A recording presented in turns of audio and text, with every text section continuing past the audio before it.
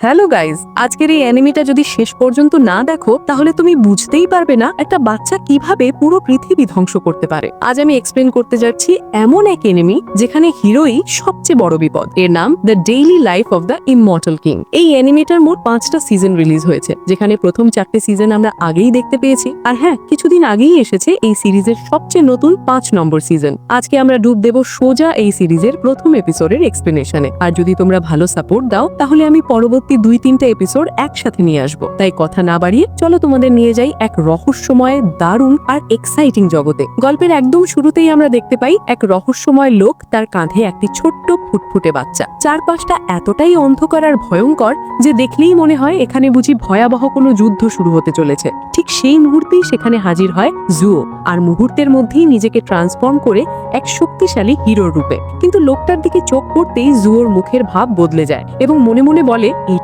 এটা কেমন magical energy? এই ধরনের এনার্জি তো শুধুমাত্র ডিমানদের মধ্যেই থাকে। ঠিক তখনই পেছন থেকে ওয়াংলিং আর গুয়াগুয়া চলে আসে আর দৃঢ় কণ্ঠে বলে, এটা তোমার একার পক্ষে সম্ভব নয়, এটা আমাদের ওপর ছেড়ে দাও।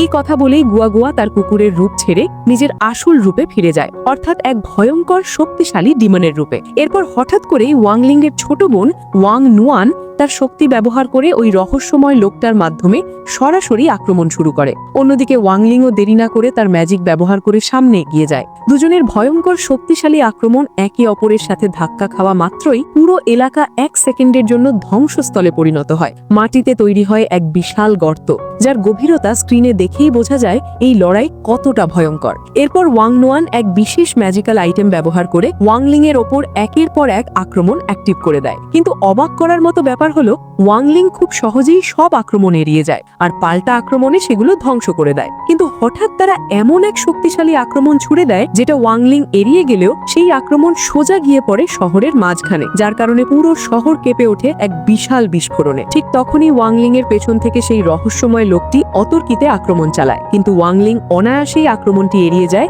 এবং নিজের শক্তি দিয়ে লোকটাকে এত দূরে ছুড়ে মারে যার কারণে লোকটি একের পর এক বিল্ডিং ভেঙে বহু দূরে আছড়ে পড়ে। এরপর ওয়াংলিং তার চোখ দিয়ে লেজারের মতো এক ভয়ঙ্কর আক্রমণ ছুড়ে দেয়, কিন্তু সবাইকে অবাক করে দিয়ে লোকটি মাত্র এক হাত দিয়েই সেই লেজার থামিয়ে দেয় আর গম্ভীর কণ্ঠে বলে, আমি হচ্ছি সত্যিকারের ইমমর্টাল কিং। এই কথা বলেই সে তার চারপাশে পার্পল রঙের এক অদ্ভুত ম্যাজিক জেনারেট করতে শুরু করে। ঠিক তখনই আমরা দেখতে পাই ওয়াংলিং এর বাবা মাকে। তার মা অর্থাৎ সুন রং উদ্বিগ্ন কণ্ঠে বলে, ওয়াংলিং, এভাবে লড়াই করো না, ও তো তোমার ছোট বোন, একজন বড় ভাইয়ের মতো আচরণ করো। পাশ থেকে তার বাবা অর্থাৎ ওয়াং হাউ শান্ত গলায় বলে, এরা যতক্ষণ না একে অপরকে পুরোপুরি ধ্বংস করে দিচ্ছে ততক্ষণ পর্যন্ত এরা থামবে না। এরপর ওয়াংলিং তার শক্তি দিয়ে বিশাল এক আগুনের বল তৈরি করে, আর যখন সেই আগুন আর পার্পল ম্যাজিক একসাথে ধাক্কা খায় তখনই এক ভয়াবহ বিস্ফোরণে পুরো শহর ধীরে ধীরে ধ্বংস হয়ে যেতে থাকে। ঠিক এই মুহূর্তেই দৃশ্য বর্তমান সময়ে ফিরে আসে। আমরা দেখি সুন রং হঠাৎ ঘুম থেকে জেগে উঠে আতঙ্কিত কণ্ঠে বলে, আমি এমন একটা স্বপ্ন দেখেছি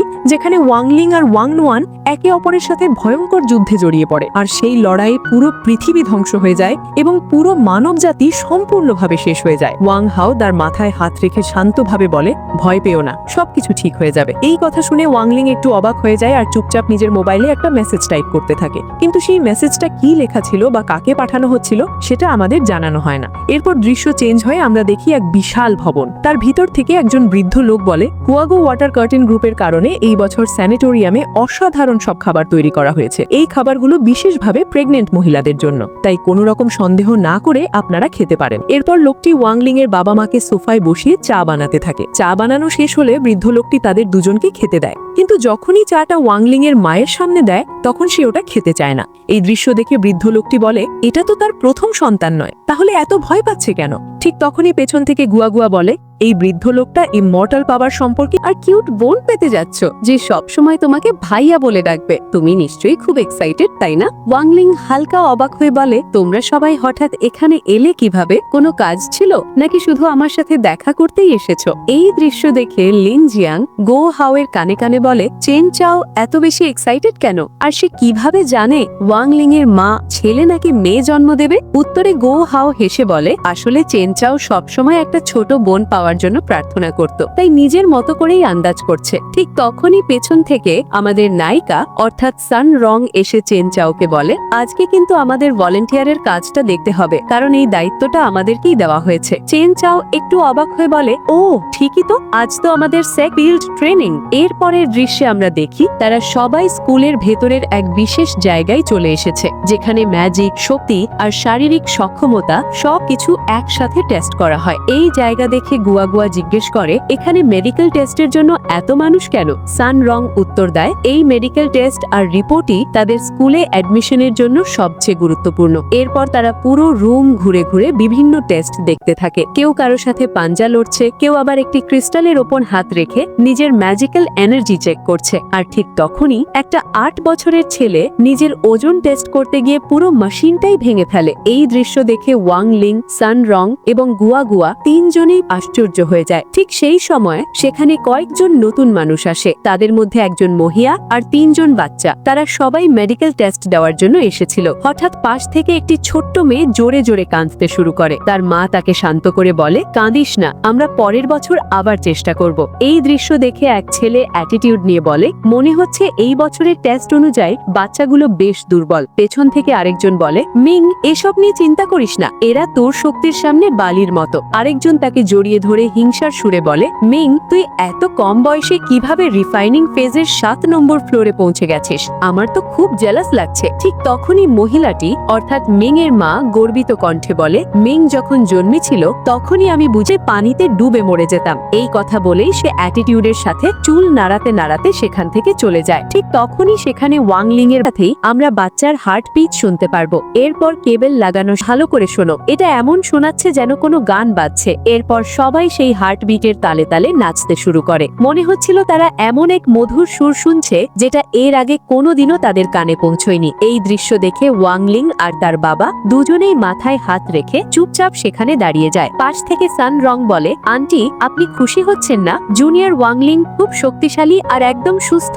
কিন্তু ওয়াংলিং এর মা চিন্তিত কণ্ঠে বলে, তুমি বুঝছো না, কখনো কখনো অতিরিক্ত ম্যাজিক্যাল এনার্জি মানুষের জন্য ভালো নাও হতে পারে। এই পুরো দৃশ্যটা দূর থেকে দেখছিল 2 জন অদ্ভুত লোক। তাদের একজন ফিসফিস করে বলে, ক্যাপ্টেন, এই বাচ্চাটা অস্বাভাবিক রকম শক্তিশালী। অন্যজন দূরবীন ক্যামেরায় তাকিয়ে বলে, ওই মহিলার পেটে থাকা বাচ্চাটার ম্যাজিক্যাল এনার্জি আর ফিজিক্যাল স্ট্রেংথ দুটোই হাই লেভেলের। কিন্তু সমস্যাটা হলো এই বাচ্চাটা এখনো জন্মই নেয়নি, তাই এই মুহূর্তে লর্ড স্পিরিট এম্পারারের কোনো কাজেই আসবে না। এরপর অদ্ভুত লোকটি ঠান্ডা গলায় বলে, আমি আগের মতো বাচ্চাগুলোকে ওখান থেকে ধরে নিয়ে আসবো, আর তুমি আগের বারের মতোই আমাকে ব্যাকআপ দিবে। উত্তরে লোকটা এক মুহূর্ত দেরি না করে বলে, ঠিক আছে ক্যাপ্টেন, আপনি যেটা বলবেন সেটাই হবে। এরপর সিন শিফট হয়ে আমরা মিংকে দেখতে পাই। সে মনে মনে বলে, যেভাবেই হোক আমি এই বাচ্চাটার কাছে হারতে পারবো না, আর আমিই হব ইমমর্টাল মাস্টার জুয়োর উত্তরসূরি এবং এই শহরের একমাত্র হিরো। এই কথা বলেই মিং তার পুরো ম্যাজিক্যাল এনার্জি একটা মানা ক্রিস্টালের ভেতরে দিতে থাকে, যার কারণে চারপাশের আবহাওয়া এবং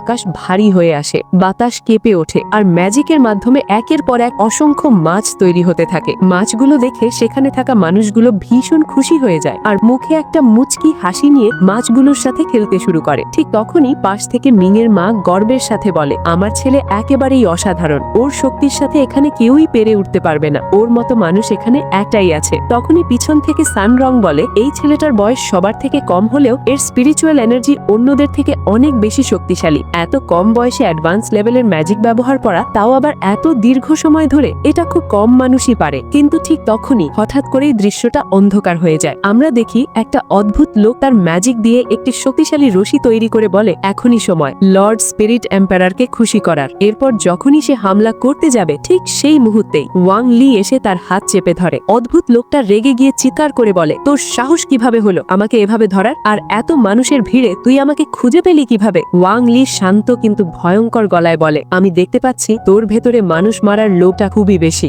এই কথা শেষ হতেই এক মুহূর্ত দেরি না করে ওয়াং লি তার শক্তি ব্যবহার করে লোকটাকে মাটির ভেতরে অর্ধেক ঢুকিয়ে দেয়। এতটাই গভীরে ঢুকিয়ে দেয় যে হাজার চেষ্টা করেও লোকটা আর বের হতে পারছিল না। এই দৃশ্য দেখে সেখানে থাকা সব মানুষ আতঙ্কে জমে যায়। ভয় পাওয়া চোখে সবাই ওয়াং লি এর দিকে তাকিয়ে থাকে। ঠিক তখনই ওয়াং লি এর মায়ের পেটে থাকা মেশিনের সাথে সেই কেবলটা আবার লাগিয়ে দেয়, আর সাথে সাথেই স্পিরিচুয়াল এনার্জির লেভেল ক্রিস্টাল টেম্পলকেও ছাড়িয়ে যায়। এটা দেখে গুয়ো হাও আতঙ্কিত হয়ে বলে, বাচ্চাটা এখনো জন্ম নেয়নি, কিন্তু এর ম্যাজিক্যাল এনার্জি এত বেশি যে ক্রিস্টাল টেম্পল ওভারলোড হতে শুরু করেছে। করছে তখনই ওয়াং লি এর মায়ের পেট থেকে আরো ভয়ঙ্কর স্পিরিচুয়াল এনার্জি বের হতে থাকে। সানরং চিন্তিত কণ্ঠে বলে, ওয়াং লি, বেবিটার এনার্জি খুব বেশি হয়ে যাচ্ছে, এখন আমরা কি করব? ওয়াং লি মনে মনে ভাবে, আমি আশা করিনি আমার বোন পেটের ভেতর থেকেই এতটা স্পিরিচুয়াল এনার্জি ব্যবহার করতে পারবে। আর ঠিক তখনই ক্রিস্টাল টেম্পল স্পিরিচুয়াল এনার্জি সহ্য করতে পারে না, যার কারণে এক ভয়ঙ্কর বিস্ফোরণে পুরো টেম্পলটা ব্লাস্ট হয়ে যায়। ঠিক সেই মুহূর্তে ওয়াং লি তার শক্তি ব্যবহার করে সেখানে থাকা সব মানুষের স্মৃতি এক নিমিষেই মুছে দেয়। মানুষগুলো বিভ্রান্ত হয়ে বলতে থাকে, এইমাত্র এখানে কি হয়েছিল? আমরা শুধু একটা আলো দেখেছিলাম, এরপরের আর কিছুই মনে করতে পারছি না কেন? এরপর ওয়াং লি তার শক্তি দিয়ে একটা তলোয়ার তৈরি করে বলে, শত্রুদের ঠিকানা খুঁজে বের করো আর সেখানেই গিয়ে তাদের শেষ করে দাও। কথা শেষ হতেই তলোয়ারটা আকাশ ভেদ করে উড়ে যায়। অন্যদিকে আমরা দেখি দুজন অদ্ভুত লোক পাখির কস্টিউম পরে আকাশে উঠছে। তাদের একজন ক্ষোভের সাথে বলে, ওই ছেলেটা যদি না আসতো তাহলে আজ আমি ওই বাচ্চাটাকে ধরে ফেলতাম। ওই লাল চোখের ছেলেটার কারণেই আমার সব প্ল্যান নষ্ট হয়ে গেছে। সে আরো বলে, ও আমাকে কিভাবে আঘাত করেছে আমি কিছুই বুঝতে পারছি না। এলিক্সার খাওয়ার পরেও আমার শরীর রিকভার করছে না। তখন আরেকজন প্রশ্ন করে, ক্যাপ্টেন, এই মিশনটা তো ফেল হয়ে গেল, তাহলে পরবর্তী মিশন কি হতে যাচ্ছে? ক্যাপ্টেন দাঁত চেপে বলে, যদি আমরা ওই মহিলার পেটের বাচ্চাটাকে ধরতে পারতাম তাহলে এই পৃথিবীতে আমাদের থেকে শক্তিশালী আর কেউ থাকতো না। কিন্তু সমস্যা নেই, পরের বার আমরা আরো শক্তিশালী লোক নিয়ে আসবো ওই বাচ্চাটাকে ধরার জন্য। এই কথা বলেই তারা একটা বিশাল পাহাড়ের সামনে নেমে যায়। কিন্তু পাহাড়ের ভেতরে ঢুকতে যাবে ঠিক তখনই ওয়াং লি এর তলোয়ার সেখানে হাজির হয় আর নিজের সর্বোচ্চ শক্তি ব্যবহার করে এক বিশাল ব্লাস্ট ঘটায়। আর সেই বিস্ফোরণেই দুজনেই সেখানে মারা যায়। আর ঠিক এখানেই শেষ হয়ে যায় 1 নম্বর এপিসোড। ভিডিওটি তোমাদের কিরকম লেগেছে এটা অবশ্যই কমেন্টে জানিও। দেখা হচ্ছে পরের একটি ভিডিওতে। ততক্ষণ ভালো থেকো, সুস্থ থেকো। আল্লাহ হাফেজ।